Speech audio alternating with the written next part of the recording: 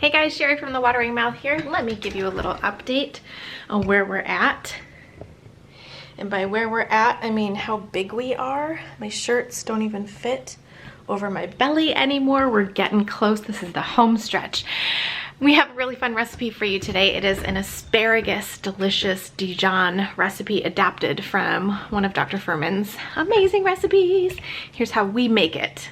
Today we are making our version of a popular Dr. Fuhrman recipe called Dijon Vinaigrette Asparagus. The balsamic vinaigrette we'll make is a wonderful salad dressing, so we're going to make extra to have on hand. That's a tip for planning food prep. While you're making staples like salad dressing, make extra to have on hand, and you can use them for different things. Some dressings can be frozen and then reblended when thawed. You may need to experiment with which dressings freeze well. So we're going to start with a pound of beautiful skinny asparagus. We like the flavor of asparagus that's not so thick and mature. To trim asparagus, simply take a little handful and break off where the natural bend occurs. We'll save these ends of the asparagus to use in a future veggie broth. So you can put them in a freezer bag if you like for scraps.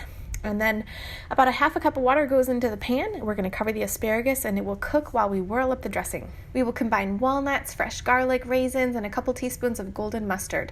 Dr. Fuhrman suggests Dijon mustard, but we choose a more assertive mustard flavor and a golden mustard. This is totally your choice. Use whichever one you like and find a low sodium one if you can. Now, large shallot, the balsamic vinegar. We're going to use our favorite 4% acidic vinegar, Napa Valley Naturals Grand Reserve, and some regular balsamic. We'll rinse out the bottle and add some water. Our asparagus is done, so we'll drain off the water and stop the cooking process by pouring some ice water over it. We're going to let that sit while we finish the dressing.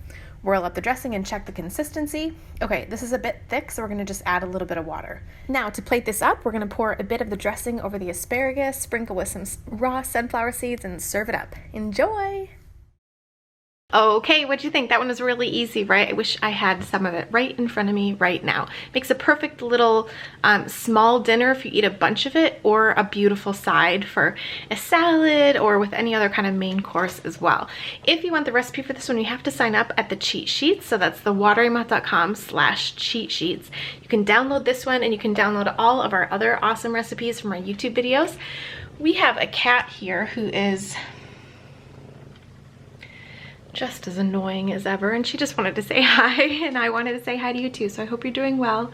And get the recipe and try this one out. Let me know down in the comments what you think below. Have you tried this one before, a version of it, or do you have another favorite asparagus recipe that you love? Let us know down below in the comments. Make sure you get the cheat sheet for the recipe, and we will see you in the next video. Bye!